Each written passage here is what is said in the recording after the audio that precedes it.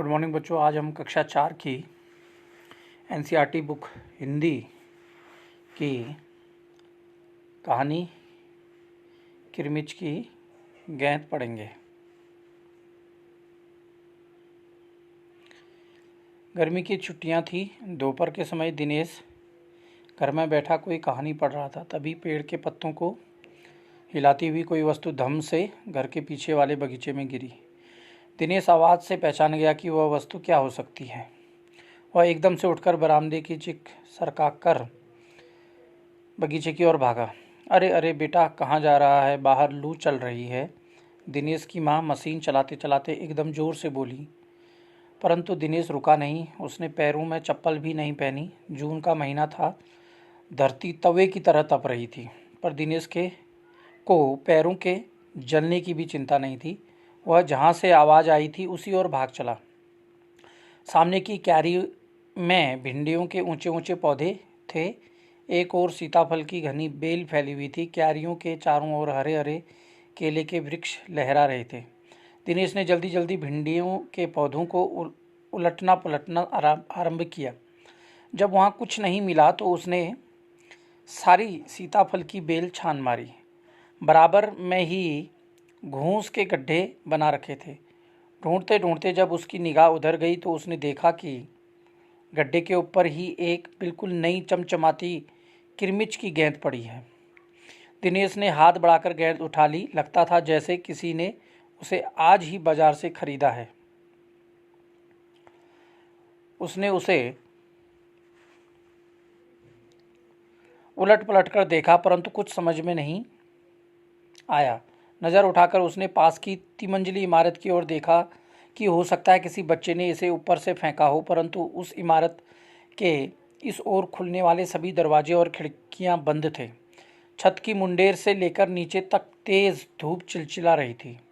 फिर कौन खरीद सकता है नई गेंद? दिनेश ने सुधीर, अनिल, अरविंद, आनंद, दीपक सभी के नाम मन में दोहराए। यदि गेंद खरीदी भी है तो इस दोपहरी में इसे नीचे कौन फेंकेगा? हो न हो यह गेंद बाहर से ही आई है। उसने सड़क पर बने गोल चक्कर के बगीचे की ओर देखा, परंतु वहां पर केवल 2-4 गायें ही दिखाई पड़ी जो पेड़ों के नीचे सुस्ता रही थी। उसे ध्यान आया कि जाने कितनी बार अपने मोहल्ले के बच्चों की गेंदें क्रिकेट खेलते हुए दूर चली गई और फिर कभी नहीं मिली। एक बार तो एक गेंद एक चलते हुए ट्रक में भी जा पड़ी थी। तभी भीतर से माँ की आवाज़ आई, अरे दिनेश, तू सुनेगा नहीं? सब अपने अपने घरों में सो रहे हैं और तू धूप में घूम रहा है। दिनेश गेंद को हाथ में लिए हुए भीतर आ गया। ठंडे फर्श पर बिछी चटाई पर वह लेट गया और सोचने लगा, भले ही यह गेंद मोहल्ले में से किसी की न हो, परंतु ईमानदारी इसी में कि एक बार सबसे पूछ लिया जाए। गर्मियों की छुट्टियां थी। बच्चों ने खेलने की सुविधा को ध्यान में रखते हुए एक क्लब बनाया हुआ था। उस क्लब के सभी बच्चों के लिए बल्ले थे और गेंद खरीदने के लिए वे आपस में क्लब का चंदा देकर पैसे इकट्ठा कर लेते थे। शाम को सारे बच्चे इकट्ठा हुए। दिनेश ने सभी से पूछा, मुझे एक गेंद मिली है। अगर तुम में से किसी की गेंद खो गई है तो वह गेंद की पहचान बताकर गेंद मुझसे ले सकता है। तभी अनिल बोला, गेंद तो मेरी खो गई है। कब खोई थी तेरी गेंद? यही कोई 4 महीने पहले। तो वह गेंद तेरी नहीं है, दिनेश ने कहा। फिर वह मेरी होगी, सुधीर ने तुरंत उस पर अपना अधिकार जताते हुए कहा। वह कैसे? दिनेश ने पूछा। तू मुझे गेंद दिखा दे, मैं अपनी निशानी बता दूंगा। वाह, यह कैसे हो सकता है? दिनेश बोला, गेंद देखकर निशानी बताना कौन सा कठिन है? बिना देखे बता तब जानू। तभी ऊपर से दीपक उतर आया। दीपक अपना मतलब सिद्ध करने तथा अवसर पड़ने पर सभी को मित्र बना लेने में चतुर था। गेंद की बात सुनकर दीपक बोला, गेंद मेरी है। यह कैसे तेरी है? सभी ने एक साथ पूछा। कल ही तो तू कह रहा था कि इस बार तेरे पापा तुझे गेंद लाने के लिए पैसे नहीं दे रहे हैं। मेरी गेंद तो 5 महीने पहले खोई थी, दीपक ने कहा। जब बड़े भैया की शादी हुई थी ना, तभी सुनील ने मेरी गेंद छत पर से नीचे फेंक दी थी।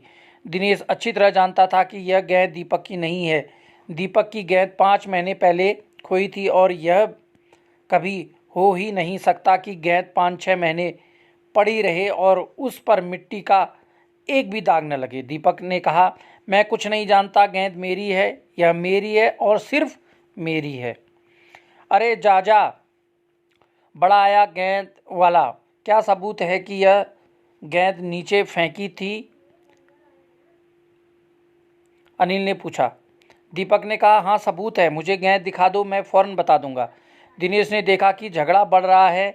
गेंद हथियाने के लिए दीपक सुधीर और सुनील का सहारा ले रहा है। वह जानता था कि यदि गेंद दीपक के पास चली गई तो ये तीनों मिलकर खेलेंगे। अच्छा, मैं गेंद ला रहा हूँ, परंतु जब तक पक्का सबूत नहीं मिलेगा मैं किसी को दूंगा नहीं, दिनेश ने कहा।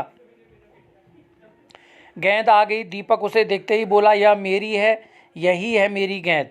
यह लाल रंग का निशान मेरी ही गेंद पर था। वाह, सभी गेंद पर ऐसे निशान होते हैं, अनिल ने दिनेश का साथ देते हुए कहा।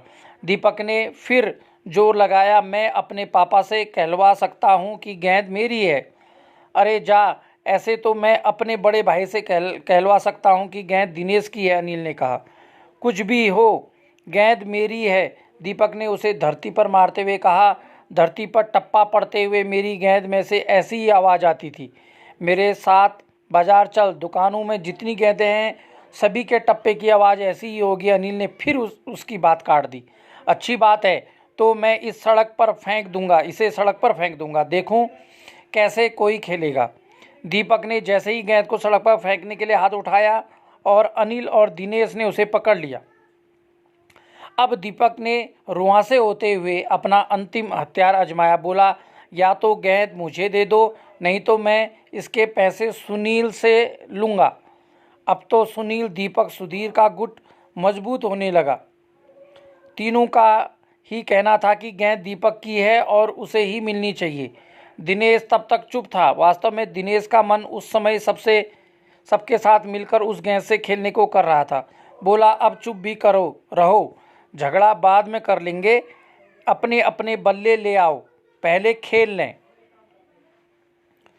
5 मिनट के भीतर ही खेल आरंभ हो गया। दिनेश बल्लेबाजी कर रहा था। अभी 2-4 बार ही खेला था कि वह चमकदार नई गेंद एकदम जोर से उछली और दरवाज़ा पार कर सड़क पर जाते हुए एक स्कूटर में बनी सामान रखने की जालीदार टोकरी में जा गिरी। स्कूटर वाले को शायद पता भी नहीं चला। तेजी से चलते हुए स्कूटर के साथ गेंद भी चली गई। बच्चे पहले तो चिल्लाते हुए स्कूटर के पीछे भागे, परंतु जल्दी ही सब रुक गए। वे समझ गए कि स्कूटर के पीछे भागना बेकार है। एक पल के लिए सभी ने एक दूसरे की ओर देखा और फिर सभी ठाका मारकर हंसने लगे। और ये जो कहानी है, ये कहानी शांता कुमारी जैन ने लिखी है। तो बच्चों, तुम्हें कैसी लगी ये कहानी? और इसे पढ़ेंगे अपनी पाठ्य पुस्तक में और दोहराएंगे और इससे संबंधित